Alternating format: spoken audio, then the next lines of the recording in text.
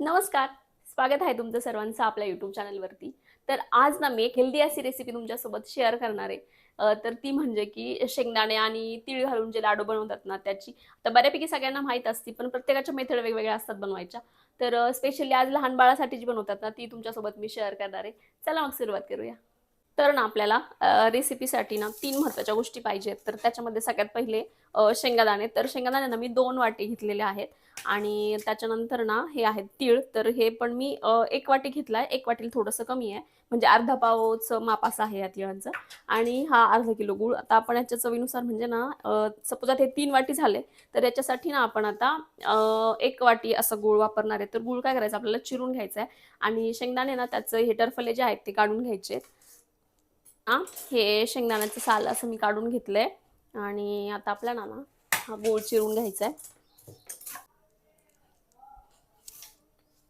तर ना व्यवस्थित ना गूळ चिरून घ्यायचा आहे आणि सगळ्यात महत्त्वाची गोष्ट म्हणजे ना लहान बाळासाठी जेव्हा आपण कोणत्या गोष्टी बनवतो ना, ते एकदम हेल्दी किंवा मग चांगल्याच बनल्या पाहिजेत. म्हणून ना गूळ तुम्ही ऑर्गॅनिकच वापरा. पण आता माहीत नाही ऑर्गॅनिक भेटतो की ऑर्गॅनिकच्या नावावर आपल्याला दुसरं काय भेटतंय. तरी पण ना आता हा मी आणलाय, त्याच्यावरती असं लिहिलेलं आहे बाबा की हा ऑर्गॅनिकच आहे. तर आता अर्धा एवढा ठेवूया. अर्धा आपण चिरून घेतलाय. त्यानंतर आता आपल्याला ना हे सगळं एका मिक्सरच्या भांड्यात ना बारीक करून घ्यायचंय. त्याच्यात आपण काय करणार आहे, हे तीळ आणि शेंगदाणे एकत्र मिक्स करू आणि गूळ आपण डायरेक्ट थोडा-थोडासा भांड्यात टाकू. म्हणजे आता हे 2-3 वेळा आपण बारीक जसं करून घेणार आहे, थोडा-थोडा गूळ टाकायचा. असं मिक्स करून घेतलंय. 2 बॅचमध्ये ना हे काढून घेऊ मिक्सरमधून. थोडंसं ओलं आहे. त्याला व्यवस्थित ना पुसून घेते. भांडं ना व्यवस्थित पुसून घ्यायचं आहे. अजिबात ओलं ठेवायचं नाही आहे, नाहीतर ना मग आपले लाडू ना लवकर खराब होतील. तर आता आपण हे 2 वेळा असं बारीक करून घेऊ.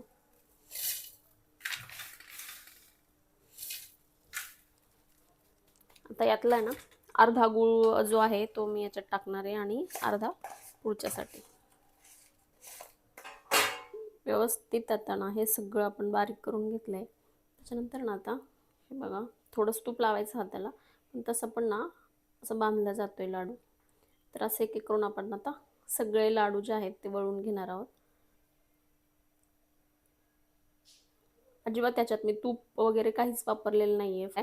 तर तुम्ही पण तुमच्या बाळासाठी म्हणा किंवा मग घरात सगळ्यांसाठीच तुम्ही हे लाडू बनवू शकता. तिळामध्ये म्हणा किंवा मग शेंगदाण्यामध्ये पण प्रोटीन असतं, तिळामध्ये भरपूर कॅल्शियम असतं. तर नक्की रेसिपी आपली ट्राय करून बघा. भेटू आता पुढच्या व्हिडिओमध्ये.